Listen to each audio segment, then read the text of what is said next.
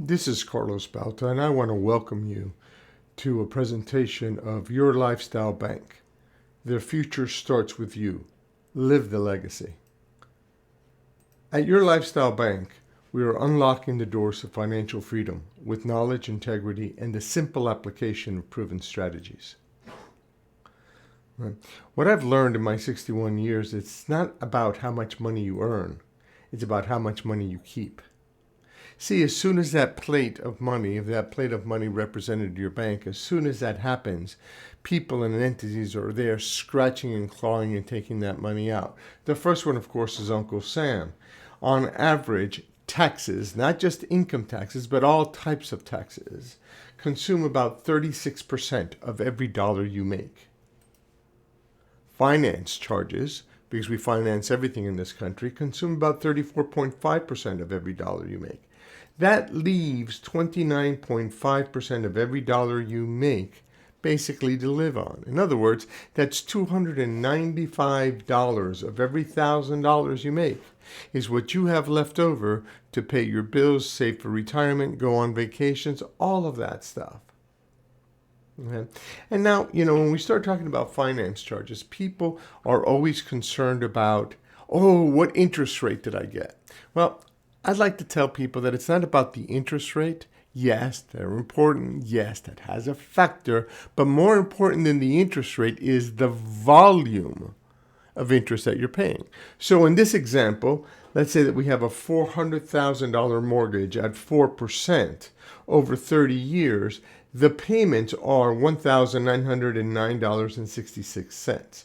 If we take a look at that first year, in that first year, we would have paid $22,915.92. However, of that money, only $6,467.82 went to pay down the principal, the amount that we owed. The rest went to pay interest.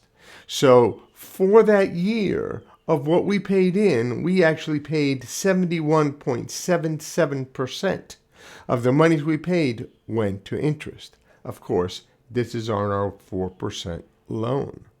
So it's not really about our interest rate, but about the percentage or the amount of interest, the volume of interest that we're paying. Right. And then we also have to contend with the hidden tax. What's the hidden tax?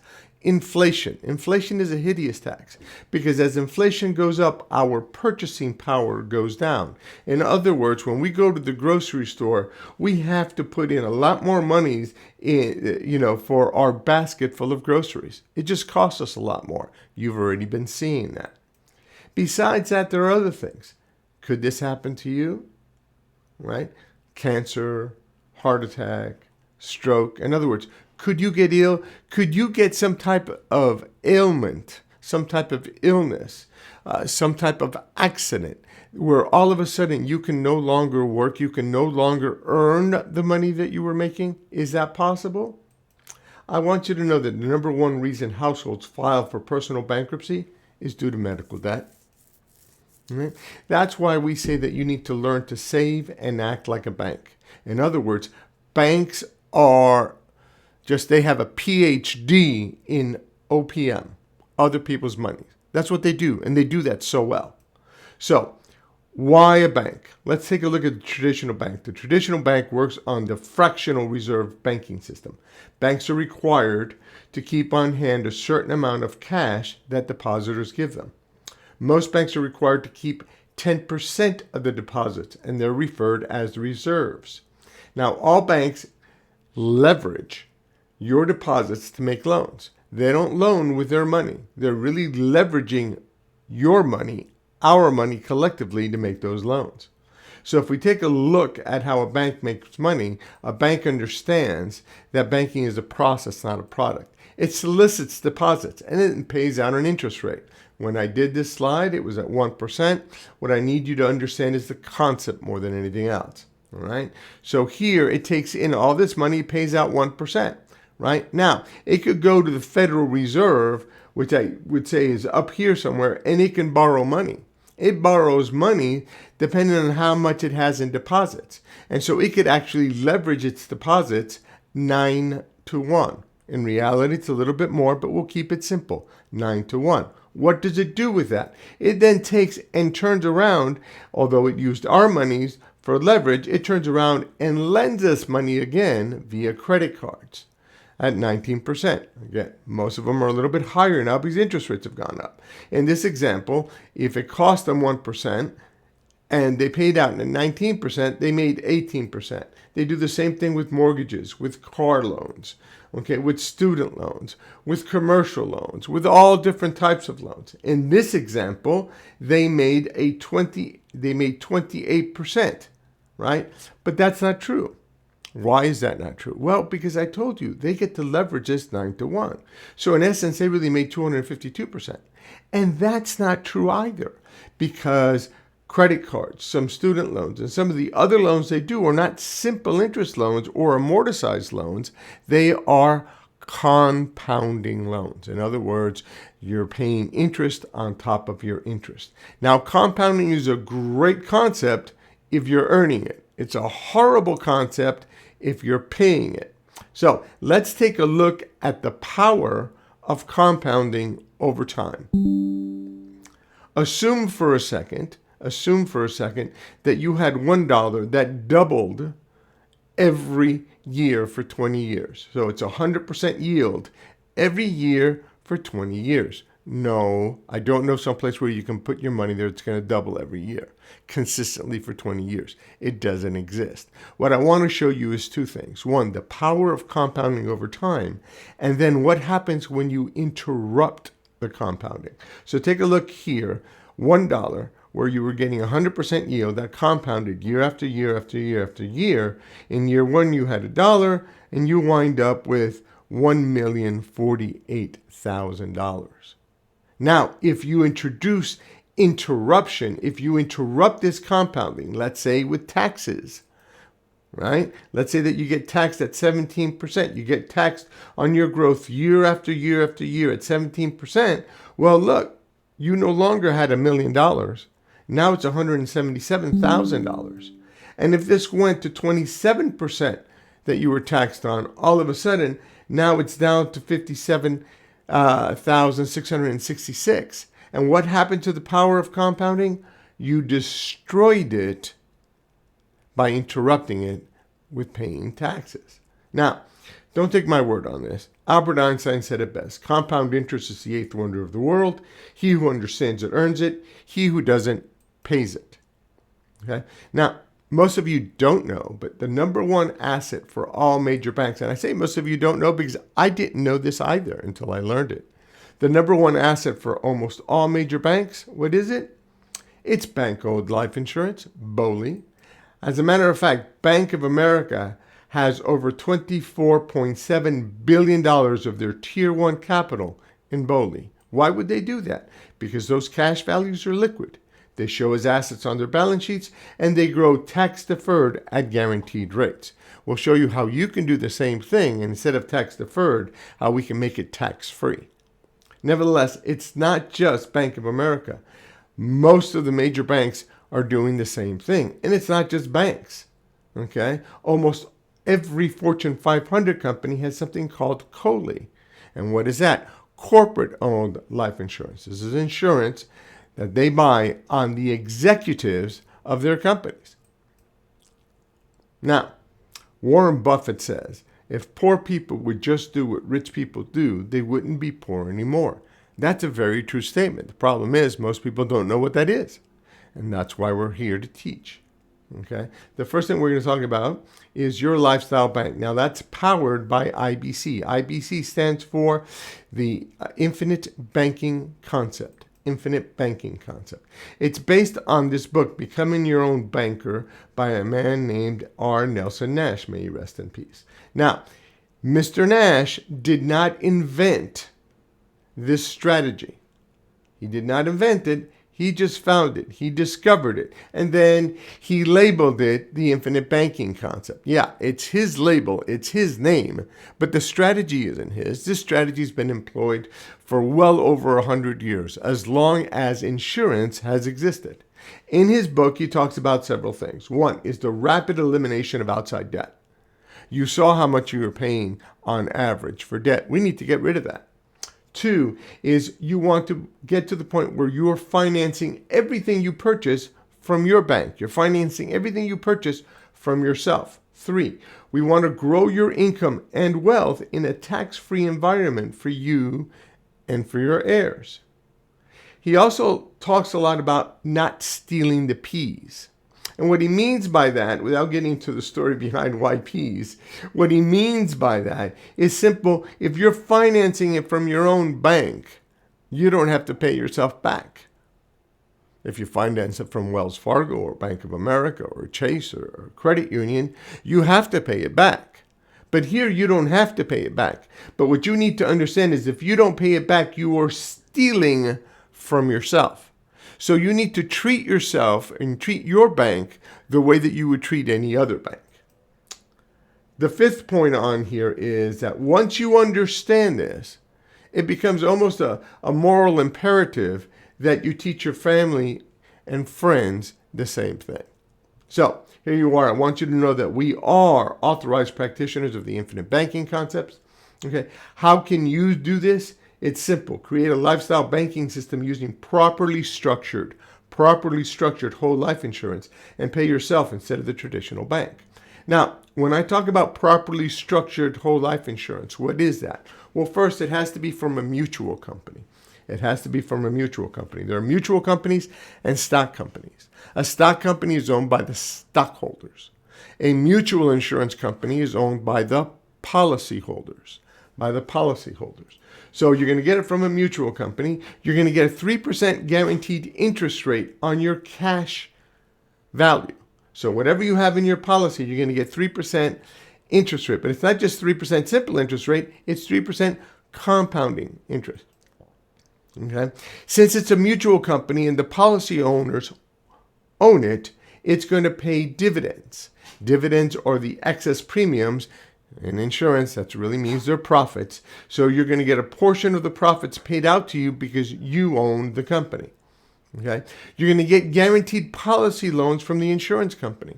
In other words, we're never going to touch the monies that you have here.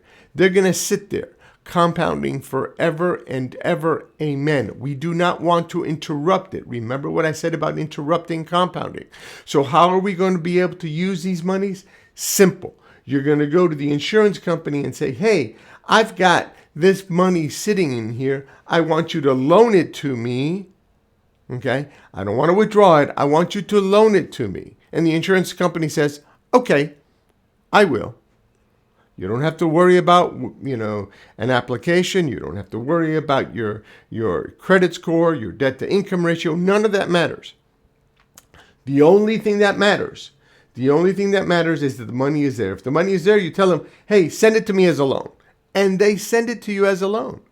They're giving you 3% compounding interest, plus it's helping to accrue dividends, and they're going to charge you 4.65%.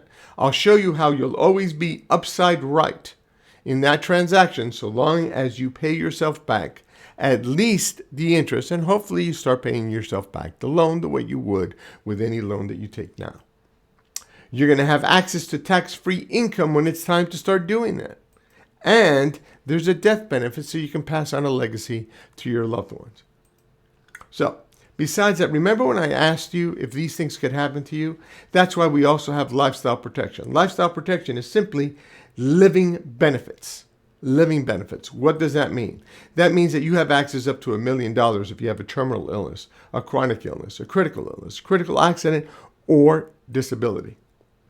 And the beauty of it is it's tax-free. It's tax-free. So let's talk a little bit about life insurance policies. There's a few things you need to know. Every policy has two people.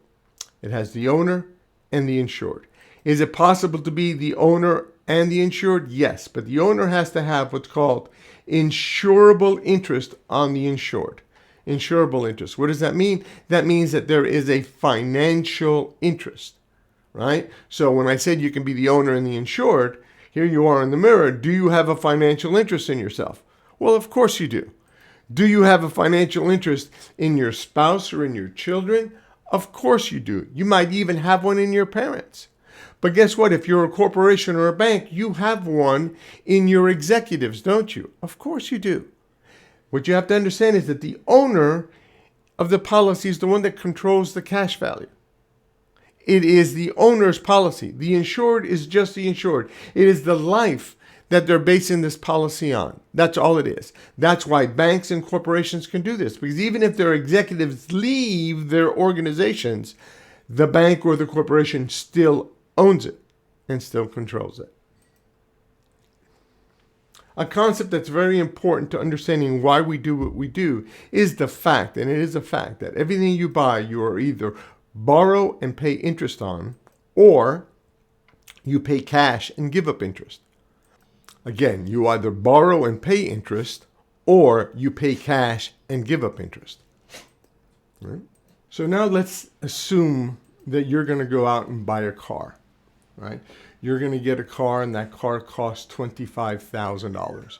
And you're able to go to, I don't care, Bank of America, Wells Fargo, your local credit union, wherever you bank, and get a simple interest loan. Not an amortized loan or anything else, but a simple interest loan for the purchase of that car at $25,000. You get one at 4.65% annual interest rate, simple interest, over 60 months. Your payments are $467.78.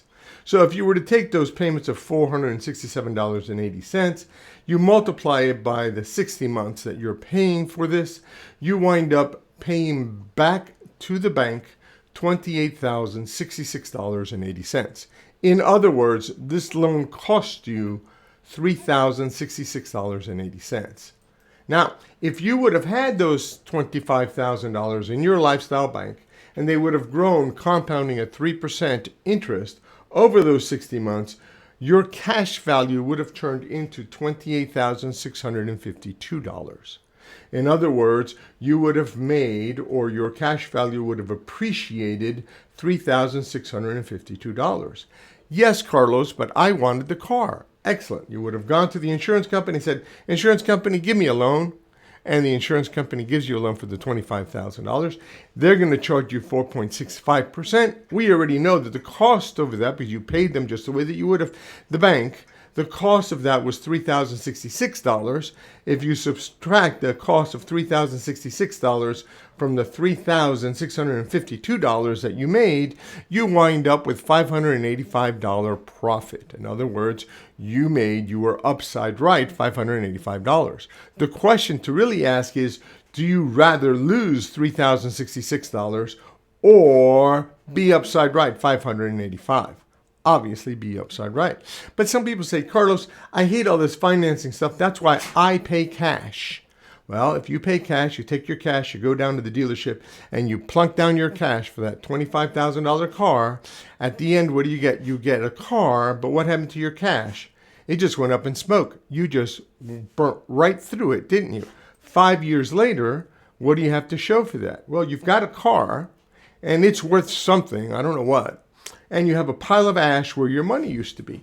Had you financed it from yourself, okay, your monies would have grown to $28,652.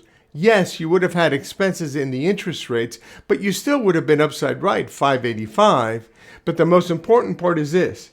You'd still have $28,652 sitting in your bank earning compounding interest plus what? Accruing dividends. Oh yeah, you still have that car worth whatever it's worth. So how do you make money with your lifestyle bank? Again, you have to remember that banking is a process, not a product. Now you're the bank, so you're going to make your deposits, which we call premiums, into your lifestyle bank. This is not your grandfather's whole life policy. This is a properly structured one, where you will see cash values immediately instead of waiting a year, 2 or 3 years down the road. It's the way that we do things. You'll understand in just a little bit. So now you're using the monies that you have in your cash value. You're never going to touch them, but you're going to go over to the insurance company and say, hey, give me a loan. With that, you're going to pay off your credit cards. With that, you're going to pay down your mortgage. With that, you're going to pay down your car. or your student loans. You're going to pay these things, right, and pay yourself back. Why? Because we want you earning the interest. We want you earning the interest. Now, sometimes they say, Carlos, but I don't have enough money to deposit in here to be able to pay these things. That's okay. Some people do, some people don't. It doesn't matter where you start. All that matters is that you start. We'll draw up a plan to best get you where you need to be. Now, remember, it's not just about the things that you already have financed or the things that you may want to finance. It's also the things that you pay cash for. You want to go on that vacation? Don't pay cash. Finance it from yourself. You have a side business, all of a sudden you owe Uncle Sam more money than you thought you were going to owe him. Whatever you do, don't finance it through him. He really is a crook. Finance it from yourself. It's time for you to invest in real estate or whatever other investment you want to invest in. Have the monies touch your bank first, then borrow from it and go out and do this. Why? Because the more you put in here, the more this is going to accumulate at 3% compounding interest, plus the larger your cash value, the more dividends you're going to be making. We want you earning the compounding interest. Now, not all policies are created equally. What do I mean by that? In a traditional policy, if this pie represents the premium and that premium were $100, it would buy X amount of death benefit depending on your age, sex, and health status, right? From there, eventually, you have cash accumulation. You're not going to have on any whole life policy, traditional whole life policy, cash accumulation in the first year. It's just not going to happen. On the good policies, you'll see it in the second year. I've seen policies that take 3, sometimes 4 years to generate cash. Why? Because the expenses that the company goes through to put this policy in place is larger than the amount of premiums that you're putting in that first year. Consequently, there can't be any cash accumulation for you. Fine. So how do we do things? What is properly structured for the infinite banking concept? Properly structured simply means that instead of taking, if this pie again represents $100, instead of taking the $100 to buy death benefit, we're only taking 30 to 40% to buy death benefit. Okay? The other 60 to 70% or $60 to $70 is coming right in here into cash accumulation. Cash accumulation. Now, since we're overfunding this and we're putting monies in here because that money is now protected, nobody can touch it. You get sued, sorry, they can't touch the monies you have in your policies. Not even the IRS can touch the monies that you have in your policies. So now we have all of this monies in here that's growing at 3% compounding interest, right, and helping to accrue the dividends, and it's protected. In order to do that, though, we have to have enough of a death benefit. Otherwise, this becomes something called a modified endowment contract, a MEC. And we void all those beautiful protections I just told you about. So we don't want to do that. In order not to do that, we combine a whole life policy, and embedded in the whole life policy, we have what? We have a term policy. That gives us the death benefit needed so that we can overfund this policy, right? So let me ask you a question. Which would you rather have? A policy where we're able to overfund and you're getting cash value immediately, or one that's going to require 2, 3, or 4 years for you to have any cash accumulation? Evidently, this one. Let's continue. If this were a perfect world, this would be the cash flow. You would take all of your income, and deposit it in your bank. Now, some of it would hit the outside wall. There's some costs, the cost of insurance, et cetera, et cetera, et cetera. But the great bulk of it would go straight into the bank, into that vault, where it's earning 3% compounding interest plus helping to accrue dividends. From there, you take out loans to pay your bills. You take out loans to do your investments. You take the proceeds of your investment and you would pay yourself back.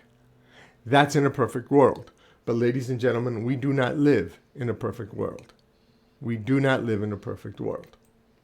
Consequently, what we do is take a look at what your cash flow is and take a look at what your free cash flow is, and then take a percentage of that to start doing your bank.